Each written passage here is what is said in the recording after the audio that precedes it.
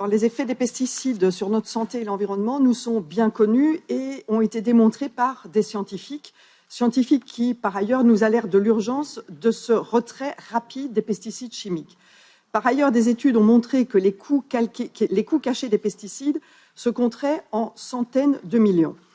Notre système de production agricole intensif actuel n'est tout simplement pas soutenable et c'est pourquoi la Commission s'est engagée à travers de la stratégie Farm to Fork à s'attaquer aux problèmes en tant que tels et aux pesticides chimiques en particulier.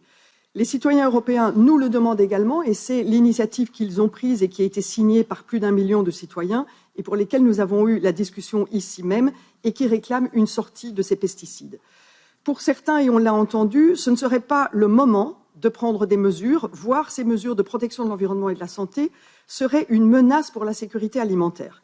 L'étude de la Commission publiée en décembre est pourtant claire sur le sujet. Ce sont les pesticides qui mettent en danger notre sécurité alimentaire.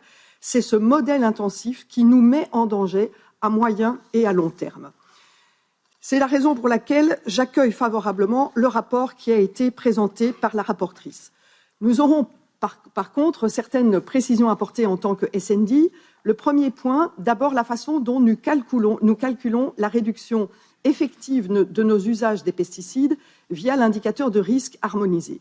Tel qu'il est actuellement calculé, cet indicateur discrimine les produits les moins toxiques à l'avantage des pesticides de synthèse. C'est tout simplement une méthode qui est une méthode de greenwashing et il faudra absolument la corriger. Le deuxième point est la question de la protection de l'eau qui est également cruciale. Les zones de captation d'eau potable doivent être zones zéro pesticides.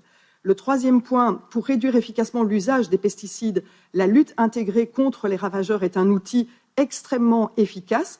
Nous avons eu des témoignages d'agriculteurs conventionnels qui, en appliquant correctement ces pratiques, parviennent à réduire de 80% leur usage de pesticides de synthèse.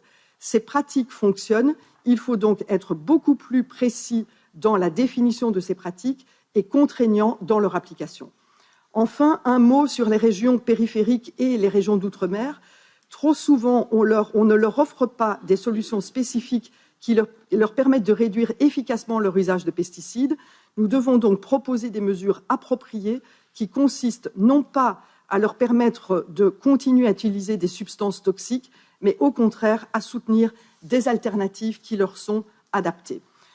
Je tiens à rappeler ici que l'objectif de réduction des pesticides ne se fait pas contre les agriculteurs, mais bien avec et pour les agriculteurs, pour leur permettre à eux aussi une transition dans un timing qui les respecte, vers un modèle plus vertueux qui leur permette aussi de vivre dans de meilleures conditions.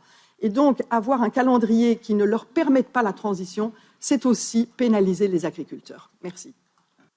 Gracias, María. Por Renew,